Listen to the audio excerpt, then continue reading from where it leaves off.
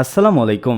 আন্তর্জাতিক সংবাদে আপনাকে স্বাগতম। আজকের সংবাদের শুরুতেই জানিয়ে দিব, মার্কিন বিমান ঘাঁটিতে ইরানের ভয়াবহ রকেট হামলা, মার্কিন বিমান ভূপাতিত, ফের ভয়াবহ যুদ্ধ শুরুর আশঙ্কা।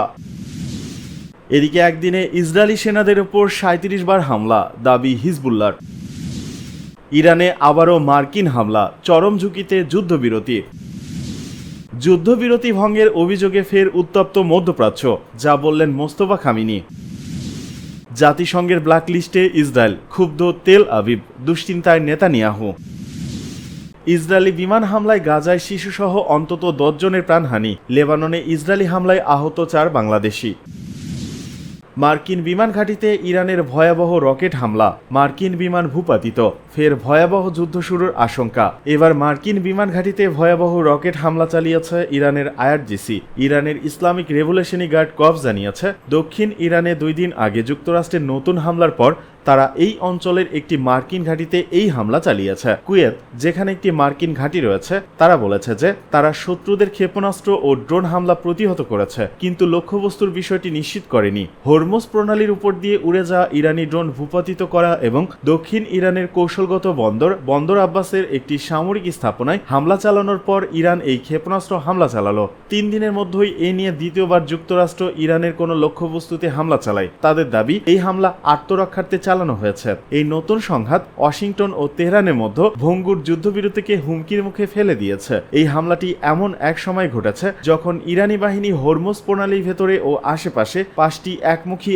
আক্রমণকারী ড্রোন উৎক্ষেপণ করে, যা একটি স্পষ্ট হুমকি সৃষ্টি করেছিল। আইআরজিসিকে উদ্ধৃত করে ইরানের রাষ্ট্রীয় সংবাদ মাধ্যম জানিয়েছে, মার্কিন বিমান ঘাঁটিতে হামলাটি গতকাল ভোরে চালানো হয় এবং এর লক্ষ্য ছিল ইরানের পর আগের মার্কিন হামলাগুলোর উৎসস্থল। অন্যদিকে মার্কিন সেন্ট্রাল কমান্ড সেনকম বলেছে, কুয়েতের ওপর ইরানের হামলাটি ছিল যুদ্ধবিরতির এক গুরুতর লঙ্ঘন। এদিকে ইরানের গণমাধ্যম দাবি করেছে, বুশেহর প্রদেশে তাদের আকাশ প্রতিরক্ষা ব্যবস্থা একটি মার্কিন বিমানকে প্রতিহত বা ভূপাতিত করেছে। অন্যদিকে যুক্তরাষ্ট্র বলছে, কোনো মার্কিন বিমান ভূপাতিত করা হয়নি, তবে ইরান দৃঢ়ভাবে বলেছে যে তারা মার্কিন একটি যুদ্ধ বিমানে গুলি চালিয়ে সেটিকে ভূপাতিত করেছে। যুক্তরাষ্ট্র ও ইরান যুদ্ধবিরতির মেয়াদ বাড়াতে এবং হরমুজ প্রণালী দিয়ে নৌ চলাচলের ওপর থেকে নিষেধাজ্ঞা তুলে নিতে একটি চুক্তিতে পৌঁছেছে বলে রয়টার্সকে সূত্র জানিয়েছে। যদিও মার্কিন প্রেসিডেন্ট ডোনাল্ড ট্রাম্প এখন এতে অনুমোদন দেননি এবং ইরানের রাষ্ট্রীয় গণমাধ্যম জানিয়েছে যে চুক্তিটি এখনো চূড়ান্ত হয়নি।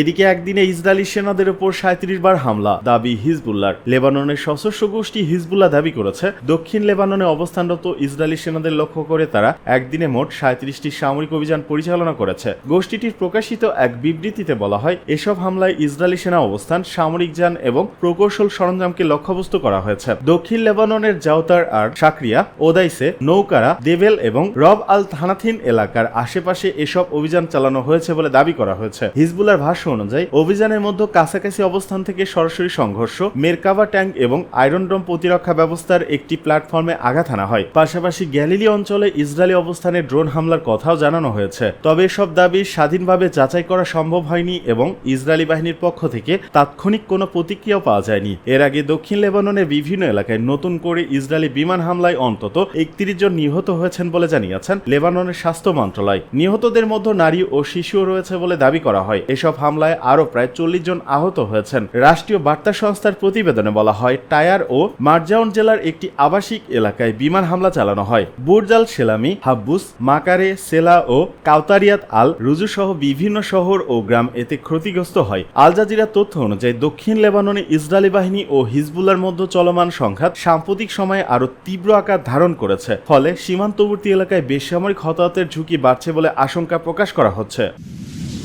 এদিকে ইরানও আবারও মার্কিন হামলা, চরম ঝুঁকিতে যুদ্ধবিরতি। একটি ভঙ্গুর যুদ্ধবিরতির মাঝেই 3 দিনের মধ্যে দ্বিতীয়বারের মতো ইরানের কৌশলগত বন্দর নগরী বন্দর আব্বাসের একটি সামরিক ঘাঁটিতে নতুন করে বিমান হামলা চালিয়েছে মার্কিন সামরিক বাহিনী। যুক্তরাষ্ট্রের সেন্ট্রাল কমান্ড সেনকম এক বিবৃতিতে জানিয়েছে, এই হামলার পাশাপাশি হরমুজ প্রণালীর কাছাকাছি হুমকির সৃষ্টি করতে পারে এরকম ইরানের 4টি একমুখী আত্মঘাতী ড্রোনও ভূপাতিত করেছে মার্কিন বাহিনী। আন্তর্জাতিক সংবাদ মাধ্যম বিবিসির এক প্রতিবেদনে এই তথ্য নিশ্চিত নিশ্চিত করেছে। প্রতিবেদনে বলা হয়, বন্দর আব্বাসের ওই সামরিক ঘাঁটি থেকে ইরান যখন তাদের পঞ্চম ড্রোনটি উৎক্ষেপণের প্রস্তুতি নিচ্ছিল, ঠিক সেই মুহূর্তে সেন্টকমের বাহিনী সেখানে হামলা চালায়। এদিকে মার্কিন এই হামলার তীব্র নিন্দা জানিয়ে এটিকে যুদ্ধবিরতির মারাত্মক লঙ্ঘন বলে অভিহিত করেছে ইরানের পররাষ্ট্র মন্ত্রণালয়। ইরানের Islamic revolutionary guard corps IRGC জানিয়েছে, তারা এই হামলার প্রতিশোধ নিতে একটি মার্কিন বিমান ঘাঁটিকে লক্ষ্য করে পাল্টা হামলা চালিয়েছে। তবে সেই মার্কিন ঘাঁটির সুনির্দিষ্ট অবস্থান সম্পর্কে ইরান বিস্তারিত কিছু জানায়নি। একই সময় কুয়েতের সেনাবাহিনী জানিয়েছে, তাদের আকাশ প্রতিরক্ষা ব্যবস্থা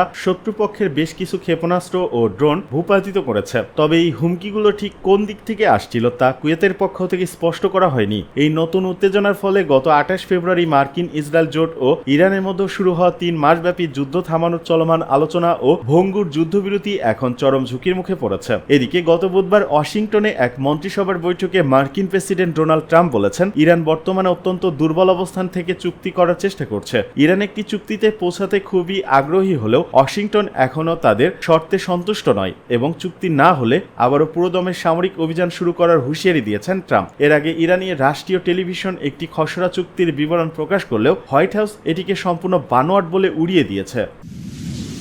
যুদ্ধবিরতির ভঙ্গের অভিযোগে ফের উত্তপ্ত মধ্যপ্রাচ্য, যা বললেন মোস্তফা খামেনি। মধ্যপ্রাচ্যে নতুন করে উত্তেজনা বৃদ্ধির মধ্যে যুক্তরাষ্ট্র ও ইসরায়েলের বিরুদ্ধে কঠোর অবস্থান নিয়েছেন ইরানের সর্বোচ্চ নেতা মোস্তফা খামেনি। রাষ্ট্রীয় টেলিভিশনে প্রচারিত এক লিখিত বার্তায় তিনি বলেন, সামরিক ব্যর্থতা পুষিয়ে নিতে এই দুই দেশ ইরানকে হাঁটু গেড়ে বসতে বা আত্মসমর্পণে বাধ্য করতে চায়। একই সঙ্গে তিনি দেশের নাগরিকদের ঐক্য বজায় রাখার আহ্বান জানান। জাতীয় আইনসভা প্রতিষ্ঠা বার্ষিকী উপলক্ষে দেওয়া এই বার্তায় খামেনি বলেন, যুদ্ধ, অর্থনৈতিক চাপ, রাজনৈতিক অবরোধ ও প্রচারণার মাধ্যমে ইরানের উপর চাপ সৃষ্টি করা হচ্ছে। তার ভাষায়, শত্রুপক্ষের পরিকল্পনা হলো অভ্যন্তরীণ বিভাজন সৃষ্টি করে রাষ্ট্রকে দুর্বল করা।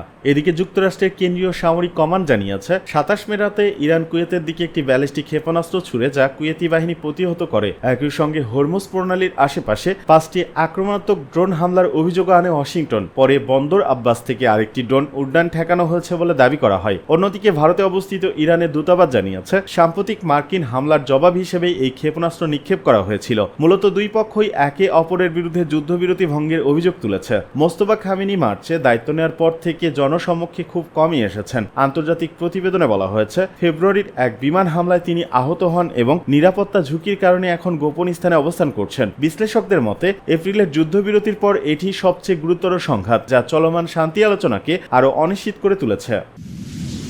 এদিকে জাতিসংঘের ব্ল্যাকলিস্টে ইসরায়েল, ক্ষুব্ধ তেল আবিব, দুশ্চিন্তায় নেতানিয়াহু। যুদ্ধক্ষেত্র ও সংঘাতপূর্ণ এলাকায় যৌন সহিংসতার অভিযোগে ইসরায়েলকে ব্ল্যাকলিস্ট বা কালো তালিকাভুক্ত করেছে জাতিসংঘ।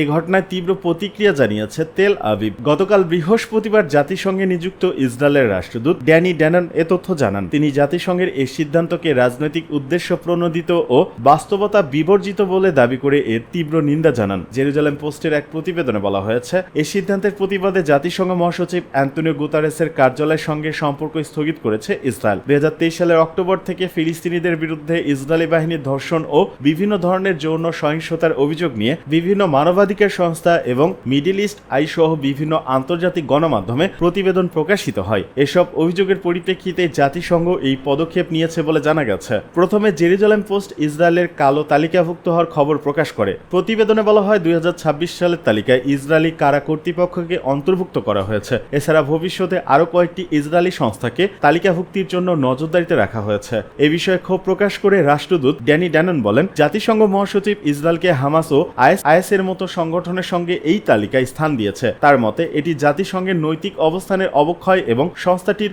বিশ্বাসযোগ্যতায় নতুন ধাক্কা। উল্লেখ্য, সংঘাত সম্পর্কিত যৌন সহিংসতা নিয়ে জাতিসংঘ মহাসচিবের বার্ষিক প্রতিবেদনের অংশ হিসেবে এই কালো তালিকা প্রকাশ করা হয়। এতে সশস্ত্র সংঘাত চলাকালে ধর্ষণ ও অন্যান্য যৌন সহিংসতায় জড়িত থাকার অভিযোগে বিভিন্ন পক্ষকে চিহ্নিত করা হয়।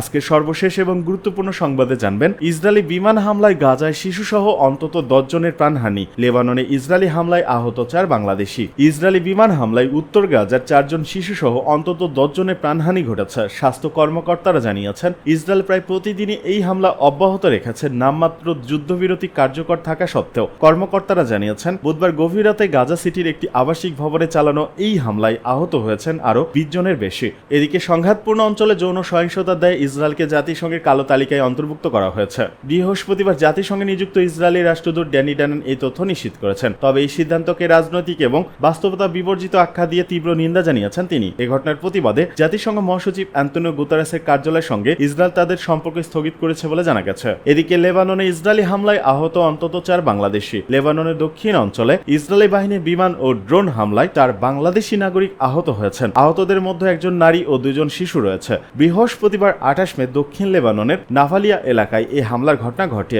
বৈরুতে অবস্থিত বাংলাদেশ দূতাবাস সূত্রে এসব তথ্য নিশ্চিত হয়ে গেছে। দূতাবাস জানায় আহতদের মধ্যে ব্রাহ্মণবাড়িয়ার মোহাম্মদ মমিন মিয়া, নরসিংদীর জয়না আক্তার এবং 2 জন শিশু রয়েছে। বিস্ফোরণে জয়না আক্তার তার একটি পা হারিয়েছেন। তবে 2টি শিশুর পরিচয় এখনো জানা যায়নি। দূতাবাস তাদের বিস্তারিত তথ্য সংগ্রহের চেষ্টা করছে। আহতদের প্রথমে নাবাতিয়ার রাগেব হাসপাতালে ভর্তি করা হয়, পরে তাদের সাইদায় স্থানান্তরের প্রস্তুতি নেওয়া হচ্ছে।